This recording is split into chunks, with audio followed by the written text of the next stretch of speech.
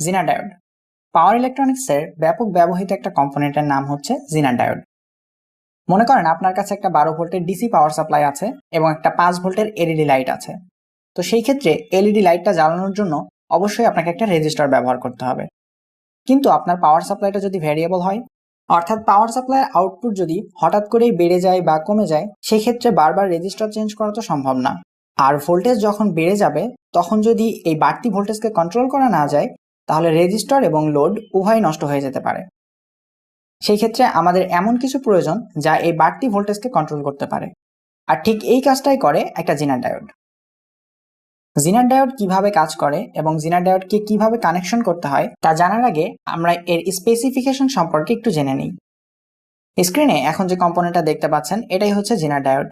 সাধারণ ডায়োডের মতোই জিনার ডায়োডেরও দুইটা টার্মিনাল থাকে, একটা অ্যানোড বা পজিটিভ টার্মিনাল এবং অপরটি হচ্ছে ক্যাথোড বা নেগেটিভ টার্মিনাল। জিনার ডায়োডের গায়ের যে পাশে একটা কালো দাগ থাকে সেই পাশটাকে বলা হয় ক্যাথোড এবং দাগের অপর পাশটাকে বলা হয় অ্যানোড। নিচের দিকে আমরা জিনার ডায়োড এবং সাধারণ ডায়োডের প্রতীক দেখতে পাচ্ছি। জিনার ডায়োড খুবই ছোট্ট একটা কম্পোনেন্ট, যা সাধারণ ডায়োডের চেয়েও ছোট হয়। জিনার ডায়োড সাধারণত ভিন্ন ভিন্ন ভোল্টেজ এবং ভিন্ন ভিন্ন ওয়াটের হয়ে থাকে।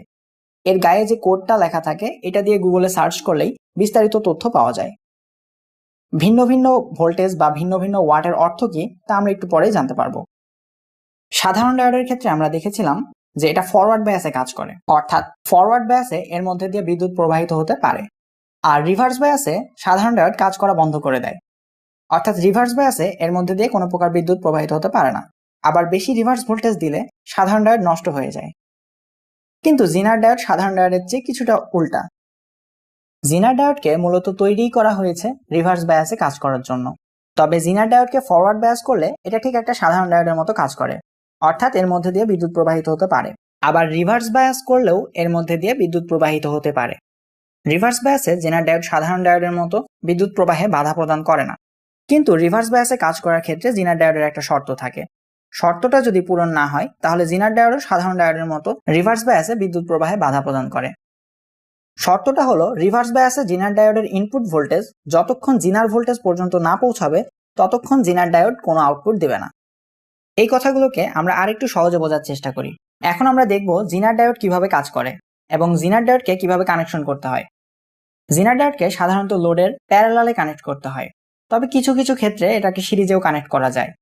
কিন্তু সিরিজ বা প্যারালাল যেটাই হোক না কেন, জিনার ডায়োডকে সবসময় রিভার্স বায়াসে কানেক্ট করতে হয়।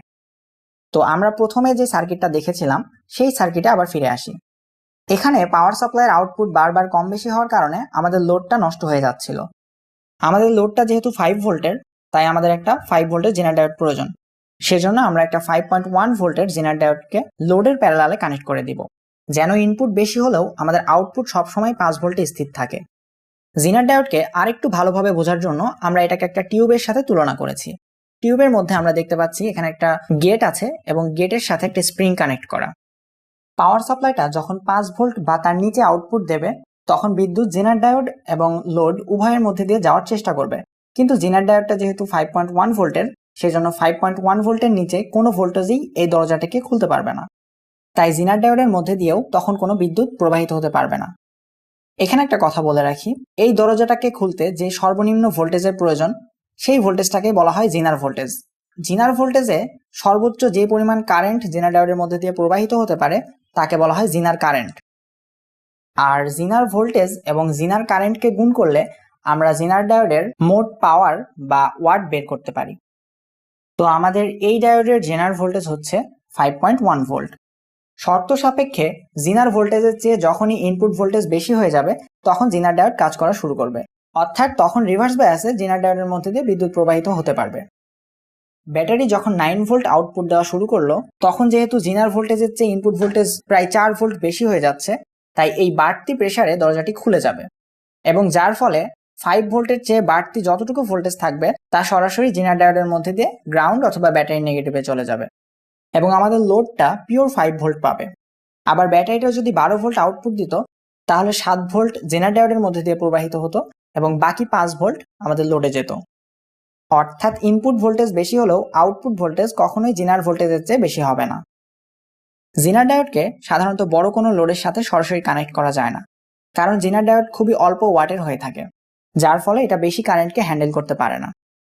একটা 5.1 ভোল্ট জিনার ডায়োডের ওয়াট যদি হয় 500 মিলিওয়াট বা হাফ ওয়াট, তাহলে এর জিনার কারেন্ট বা সর্বোচ্চ কারেন্ট ধারণ ক্ষমতা হবে 500 মিলিওয়াট বা 0.5 ওয়াট ভাগ 5.1 volt is equal to 0.098 ampere অথবা 98 মিলি অ্যাম্পিয়ার কারেন্ট।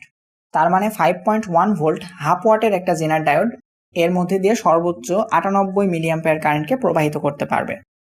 সার্কিটে আপনারা যখন জিনার ডায়োডকে প্যারালালে কানেক্ট করবেন তখন অবশ্যই এর সিরিজে একটা রেজিস্টর ব্যবহার করবেন, কারণ এই রেজিস্টরটাই মূলত ভোল্টেজকে লিমিট করে। যদি রেজিস্টর ব্যবহার না করেন তাহলে ব্যাটারি এবং জিনার ডায়োড সরাসরি প্যারালালে কানেক্ট হয়ে যাবে, যার ফলে প্রচুর পরিমাণ কারেন্ট জিনার ডায়োডের মধ্যে দিয়ে প্রবাহিত হওয়া শুরু করবে, মানে পুরাই শর্ট সার্কিটের মতো। এতে জিনার ডায়োড তো নষ্ট হবেই, সাথে ব্যাটারিটাও নষ্ট হয়ে যেতে পারে। তো এখন কথা হচ্ছে এই রেজিস্টরের মান কিভাবে নির্ণয় করব। রেজিস্টরের ভ্যালু ক্যালকুলেট করার জন্য প্রথমে আমাদের জানতে হবে লোডের রিকোয়ারমেন্ট কি, অর্থাৎ লোড কত ভোল্টেজ বা কারেন্ট নিবে। তো আমাদের এই লোডটাকে চালানোর জন্য প্রয়োজন 5 ভোল্ট 20 মিলি অ্যাম্পিয়ার কারেন্ট। এই রিকোয়ারমেন্টের হিসাবে আমরা প্রথমে একটা জিনার ডায়োড নিব যেটা 20 মিলি অ্যাম্পিয়ারের বেশি কারেন্টকে হ্যান্ডেল করতে পারে। রেজিস্টরের মান নির্ণয় করার সূত্র হচ্ছে ইনপুট ভোল্টেজ মাইনাস জিনার ভোল্টেজ ডিভাইডেড বাই আইজেড বা জিনার কারেন্ট। তো আমরা এখানে আমাদের পাওয়ার সাপ্লাইয়ের সর্বোচ্চ ইনপুট ভোল্টেজ ধরেছি 30 ভোল্ট মাইনাস জিনার ভোল্টেজ অর্থাৎ 5.1 ভোল্ট ডিভাইডেড বাই আমাদের লোডটা যে পরিমাণ কারেন্ট নেবে অর্থাৎ 0.02 অ্যাম্পিয়ার। তো ক্যালকুলেশন করলে আমরা অ্যান্সার পেলাম 1245 ওহম, আর রেজিস্টরের ওয়াট পেলাম 0.498 ওয়াট অর্থাৎ হাফ ওয়াট।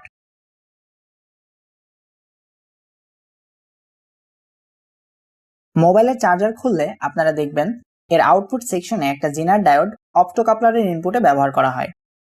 আমরা একটা কথা জানি যে মোবাইল চার্জারগুলোর আউটপুট সবসময় 5 ভোল্টে স্থির রাখতে হয়, কারণ 5 ভোল্টের চেয়ে কম বেশি হলে এটা মোবাইলের জন্য সমস্যা হতে পারে। তো কোনো কারণে যদি চার্জারের আইসি 5 ভোল্টের চেয়ে বেশি পরিমাণ আউটপুট দেওয়া শুরু করে তখনই এই বাড়তি ভোল্টেজটুকু জিনার ডায়োডের মধ্যে দিয়ে অপ্টোকাপলারে চলে যায়, যার ফলে অপ্টোকাপলার অ্যাক্টিভ হয়ে আইসিতে একটা ফিডব্যাক সিগন্যাল পাঠায়, আর আইসি তখন তার সুইচিং স্পিডকে কমিয়ে আউটপুট ভোল্টেজকে নিয়ন্ত্রণে নিয়ে আসে। অর্থাৎ এই ক্ষেত্রে জিনার ডায়োড রেফারেন্স ভোল্টেজ তৈরি করে। আবার সার্কিটের যেখানে সবসময় একটা নির্দিষ্ট মাত্রার ভোল্টেজ প্রয়োজন সেখানেও জিনার ডায়োড কাজ করে একটা ভোল্টেজ রেগুলেটর হিসাবে। তো আশা করি জিনার ডায়োড সম্পর্কে আপনারা বিস্তারিত বুঝতে পেরেছেন, এবং আপনাদের যদি কোনো প্রশ্ন থেকে থাকে তাহলে অবশ্যই তা আমাকে কমেন্ট বক্সে লিখে জানাবেন। ভিডিওটি যদি আপনার কাছে ভালো লেগে থাকে এবং আপনি যদি এই ধরনের ভিডিও পরবর্তীতে আরও দেখতে চান তাহলে অবশ্যই ইঞ্জিনিয়ারিং টেকনোলজি চ্যানেলটাকে সাবস্ক্রাইব